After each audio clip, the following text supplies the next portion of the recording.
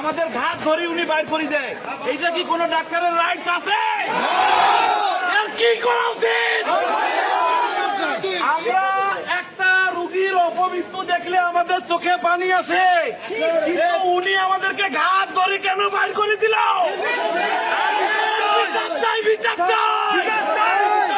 Medical প্রশাসনের কাছে বিচার চাই, পুলিশের কাছে বিচার চাই, সাংবাদিক ভাইয়ের কাছে বিচার চাই, জনগণের কাছে বিচার চাই। ডাক্তার সাজেদুল একটা ম্যাড ম্যাড ম্যাড। কিভাবে একটা মৃত্যু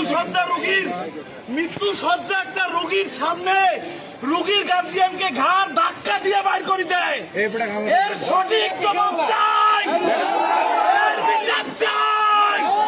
ওনার বিএমডিসি রেজিস্ট্রেশন নাম্বার বাতিল করতে হবে। ওই পাগলকে কোনো এমবিবিএস ডাক্তারের স্বীকৃতি দেওয়া যাবে না, যাবে না। আমরা মানি না। কোন প্রশাসনকে আমরা বলতে চাই, আমরা জনগণ, আমরা প্রশাসনের বাইরে নই, মেডিকেলের বাইরে নই, কিন্তু ওই পাগলের বাইরে আমরা। এটা হচ্ছে আমার কথা।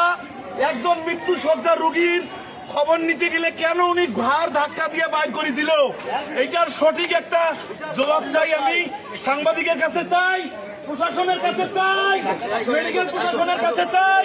আপনারা আরো বিভিন্ন লোকের মুখে শুনেন, তার অপকর্মগুলো শুনেন। হ্যালো ভিউয়ার্স, আসসালামু আলাইকুম।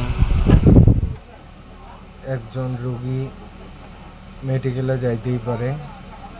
একটি ছোট বাচ্চাকে নিয়ে যাওয়ার পর চিকিৎসকের অবহেলার কারণে বাচ্চাটা মারা যায়। এরপরে বাচ্চাটার পরিবার মানববন্ধন করে। এটা কি কোনো ডাক্তারের কাজ হতে পারে? তারপর শুনলাম যে বাচ্চাটার গার্জিয়ানদেরকে নাকি ঘাট ধাক্কা দিয়ে বাইক করে দিচ্ছে। নীলফামারী জেলা ডিমলা থানা, ডিমলা হাসপাতাল।